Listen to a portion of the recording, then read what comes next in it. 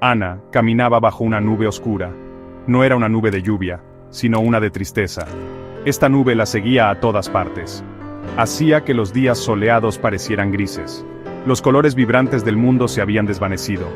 Solo quedaba un tono monótono y pesado. La alegría parecía un recuerdo lejano, casi olvidado. Sentía un vacío profundo en su interior, un hueco que nada parecía poder llenar. La depresión se había convertido en su compañera constante, una sombra helada que no la abandonaba. Cada mañana era una batalla. Salir de la cama requería un esfuerzo titánico. La motivación era una extraña, una visitante que nunca llegaba. Se sentía desconectada de sus amigos, de su familia. Las conversaciones eran difíciles, forzadas. Prefería la soledad de su habitación. Allí, el silencio era ruidoso con sus pensamientos sombríos. Se preguntaba si alguna vez volvería a sentirse normal. Un día, en medio de su desolación, Ana encontró una vieja Biblia. Pertenecía a su abuela. Estaba cubierta de polvo en un rincón olvidado. Movida por un impulso que no entendía, la abrió.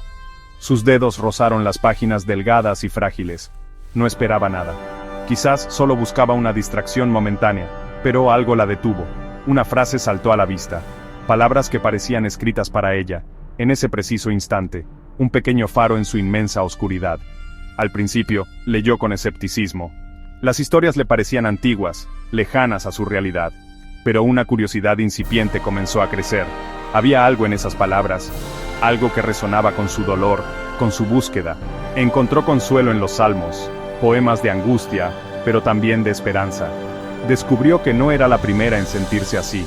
Otros, hace mucho tiempo, habían clamado desde la profundidad de su sufrimiento, y habían encontrado respuestas.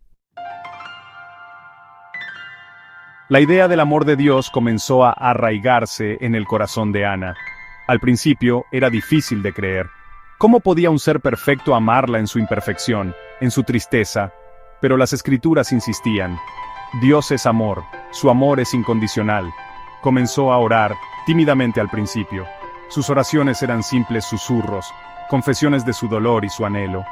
No sabía si alguien escuchaba, pero siguió hablando con Dios, abriendo su alma.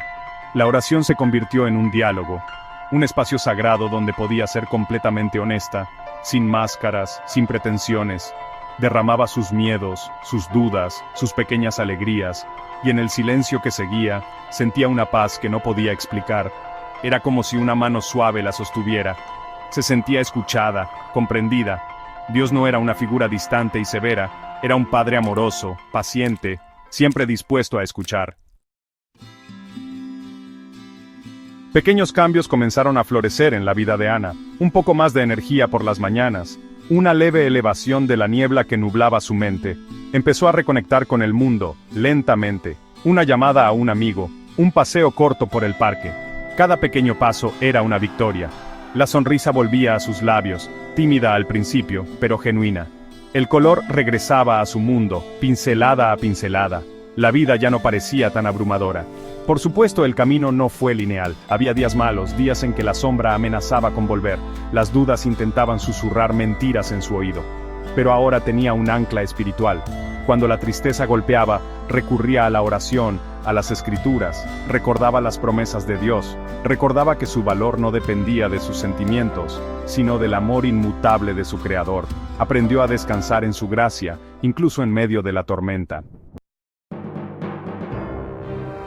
Ana era una nueva persona, no porque la depresión hubiera desaparecido mágicamente para siempre, sino porque su poder sobre ella había disminuido enormemente. Había aprendido a manejar sus embates con herramientas espirituales. Su identidad ya no estaba definida por la tristeza, sino por ser una hija amada de Dios. La oscuridad ya no la consumía. Ahora, ella llevaba una luz interior, una luz que provenía de su fe inquebrantable.